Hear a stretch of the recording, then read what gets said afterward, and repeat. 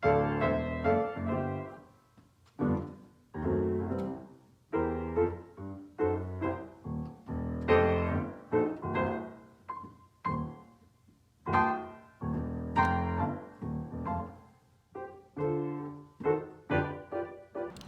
are so excited to have the Major Butler mural in downtown Denison.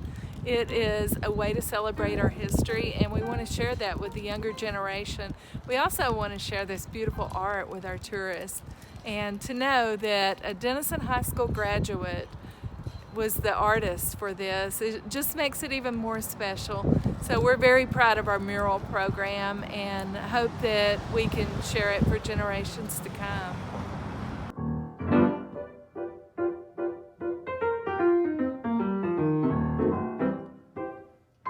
Hi, Kurt Cichowski here, and retired from the United States military and the Air Force. And I got involved in this project because of I've always had a hankering to know the history behind the Tuskegee Airmen. And lo and behold, when I found out that we had one from here in Denison and that we were going to do a project on it, that I said that was something that I could get involved in. The Tuskegee Airman we're talking about is Major Jewel Butler, Sr. Grew up in Denison. He went to Tuskegee Airmen first as an enlisted person, as all of the Tuskegee Airmen did. And then after 2.5 years of college as well as flight school, he graduated as a second lieutenant in the United States Army in 1946. Following that time there, he went to Lockbourne Army Air Station, which is in just outside of Columbus, Ohio. Today it's called Rickenbacker Air National Guard Base.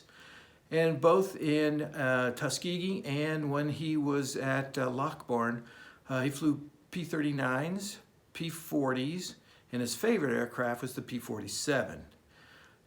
He probably has 150 hours total of those aircraft, where we then lose records on him. Unfortunately, his records were in the St. Louis Records Depository that had a fire in 1976. So the military records we were able to acquire were from the Air Force Historical Research Agency at Maxwell Air Force Base outside of Montgomery, and from the family. And from then we have some pictures of him while he was in service, and we have both his Army and his Air Force service records. From those records, we know that he has a grand total of 22 years, 4 months, and 12 days in the Army, the Air Force, and the Air Force Reserve. We know that in the Air Force and Air Force Reserve, he has 20 years, 2 months, and about 22 days. That is how we also make sure that his ribbons or his rack that are on the mural are accurate. From those service records, we know that he got 3 air medals. The Air Medal ribbon with 2 oak leaf clusters. You get an Air Medal for meritorious or heroic service in aerial flight. And so, unfortunately, we do not have the records. We don't know what unit he served in, but we do know he served in the 99th, the famed Tuskegee Airman Redtail Squadron at Lockbourne before he went to Korea or to Japan to serve in the Korean conflict. While he was there, we know he was in an integrated unit because he has several pictures of him with fellow airmen, individuals with wings on their chest. And we know that he has at least those 3 air medals. We also know that in Korea, he has the Korean Service Medal with 3 campaign stars. The Korean conflict was divided into 10 campaigns, so we therefore know that he served in at least 3 of them. Unfortunately, we don't know the exact unit he flew in, nor do we know the aircraft that we flew.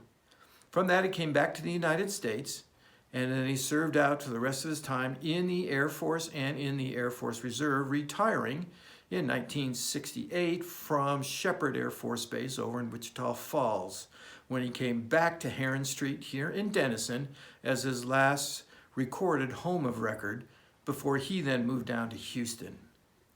His other ribbons and decorations that he has also include the American Campaign Ribbon, which is for members who served during World War II. He also has the Armed Forces Reserve Ribbon, which people who are in the reserve forces, Army, Navy, Air Force, Marines, and soon to be Space Force would get that ribbon. He also is in the National Service Defense Ribbon, which is given for individuals who served in the armed services during conflicts. He was in the armed service during World War II and in Korea and in Vietnam time period. He also has the Air Force Longevity Award, which is granted for 4 years in service. He also has 4 oak leaf clusters, meaning he did get to 20 years of service in the military. From that, we also like to point out that the depiction of the P-47 is historically correct with the red tail, meaning he was in the 99th. And also we know that he was in a flight in the 99th, and then that is why it has the red around the engine cowling in the mural. So a great individual, and we are just proud as all heck that he is a Tuskegee Airman from Denison. The 99th was the first active duty black unit. Remember, they were segregated units during World War II until 1948 when President Truman signed the order to integrate the units. When they were first formed, they started off in Northern Africa. They flew ground support and admin duties, and then they finally were allowed to fly in combat, and they took place in the classic ground attack role at a little island called Pantelleria, which is the first time that a ground force surrendered to an air force, by the way.